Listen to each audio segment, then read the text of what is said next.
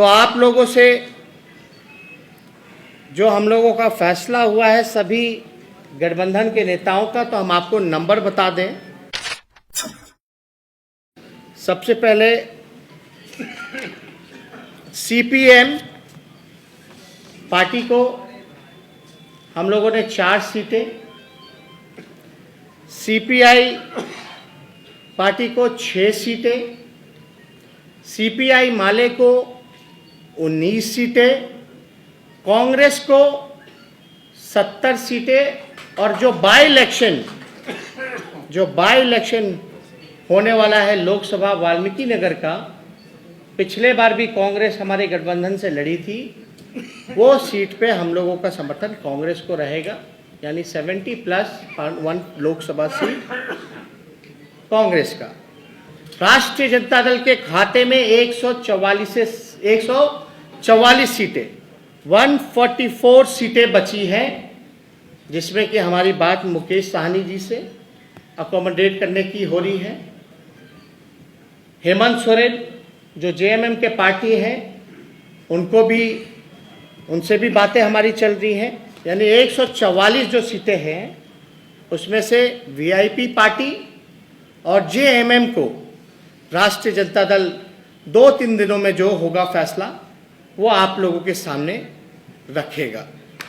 तो ये टोटल जो है आंकड़े आप लोगों को हम फिर से दोहरा दें। राष्ट्रीय जनता दल 144, जिसमें अकोमोडेट वीआईपी और जेएमएम को करना है, कांग्रेस 70+1 लोकसभा, सीपीआई माले 19, सीपीआई 6, सीपीएम 4, तो टोटल आंकड़ा 243 का है। और मुझे पूरा विश्वास है कि हम लोग मिल करके सरकार बनाएंगे, और ये जो लड़ाई है ये जनता बनाम डबल इंजन सरकार के खिलाफ है और हम जनता के साथ हैं। बिहार की जनता बदहाल है, परेशान है, बेरोजगार है, लाचार है, बीमार है, और बिहार की जो डबल इंजन की सरकार, जो मौजूदा जो सरकार है, वो पूरी तरीके से आईसीयू में है। इसमें कोई दो राय नहीं होना चाहिए। अब तक बिहार से गरीबी नहीं मिटा पाए 15 सालों में, अब तक बेरोजगारी नहीं हटा पाए, अब तक भूखमरी खत्म नहीं कर पाए, बिहार में एक कारखाना नहीं लगा, लोगों नौजवानों पर डंडे बरसाने का काम किया है, किसानों को जो शोषण करने का काम किया है। अब तो लगातार 3 जो बिल लेकर के जो लाने का काम किया, सही मायने में नीतीश कुमार जी ने ये 2006 में किया था। इसके वजह से ये हाल हुआ कि बिहार के किसान और गरीब होते चले गए और पलायन करने पे मजबूर हो गए। ये पलायन नहीं रोक पाए। सुप्रीम कोर्ट के ऑर्डर के बाद भी नीतीश कुमार रोजगार नहीं दे पाए। हमें ज़्यादा कुछ नहीं कहना, लेकिन इतना हम ज़रूर कहेंगे कि बिहार की जनता अगर हमको मौका देगी तो उनके मान सम्मान की रक्षा हम करेंगे और सुरक्षा करेंगे, तरक्की पे लेकर के चलेंगे, सभी जात धर्म के लोगों को एक साथ लेकर के चलेंगे। अभी आप देखते होंगे अपने लोगों को ही, मजदूरों को जो 15 साल में पलायन नहीं रोक पाए, रोजगार नहीं दे पाए, जो बिहार आने से रोक दिया, उनको अपमानित किया, चिट्ठी निकाल के उन मजदूरों पर लाठी बरसाने का काम किया। ये बिहार के नौजवान, किसान, बेरोजगार, मजदूर, गरीब ये भूले नहीं हैं। हर घंटे में बिहार में 4 घंटे में बिहार में एक रेप होता है, 5 घंटे में एक हत्या होती है।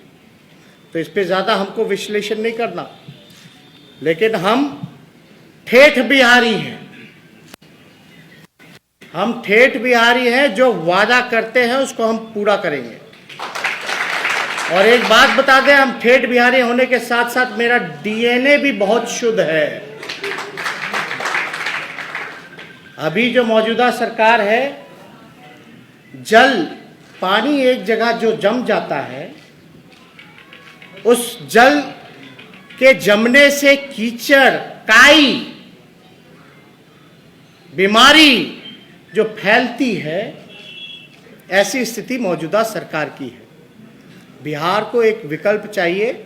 शुद्ध जल जो बहता है, जैसे नदी का बहता है, वैसा बिहार को विकल्प चाहिए, जो कि हम लोग एक नदी की तरह शुद्ध बहती हुई जल के धारा की तरह वो बिहार की जनता को हम लोग देने का काम करेंगे। अभी आप लोग सबसे चीजें जो हैं बेचैन होंगे कि महागठबंधन में किसको कितनी हिस्सेदारी मिली, और बहुत दिनों से आप लोग भी परेशान थे कि भाई क्या क्या विकल्प है, कौन होगा चेहरा। तो इस प्रश्न पर सभी लोगों को जवाब मिल चुका है, और मुझे पूरा भरोसा है कि बिहार की जनता बदलाव चाहती है।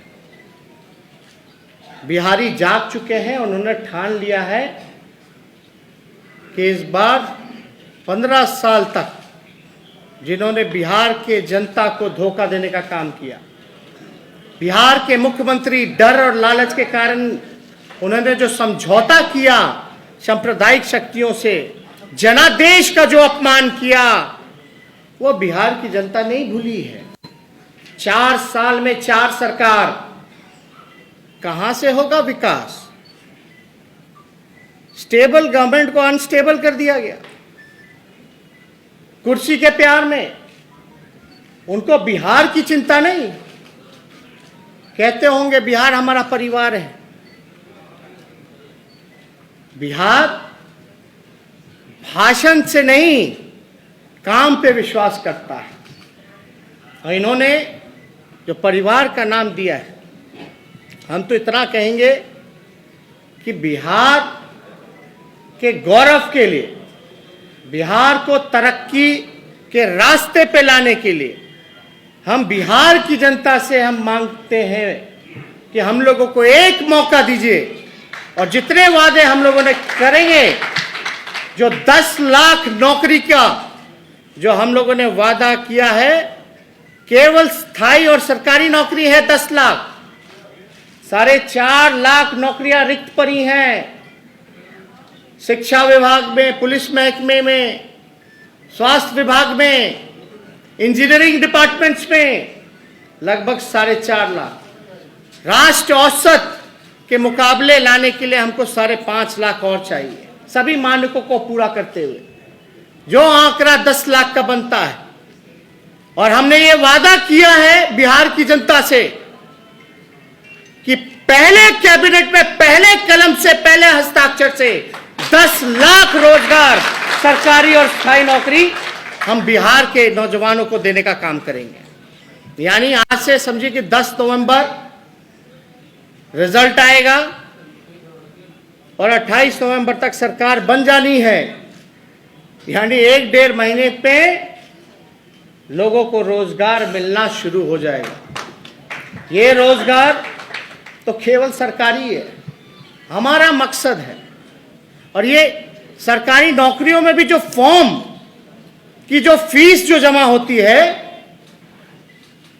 उसको भी हम लोग खत्म करेंगे। कोई पैसा उस फॉर्म का हम लोग नहीं लेने का काम करेंगे। आगे हम लोग सभी दल यहां बैठे हैं, आगे हम लोग अपना ब्लूप्रिंट, क्या विजन है हमारा, हर एक सेक्टर को,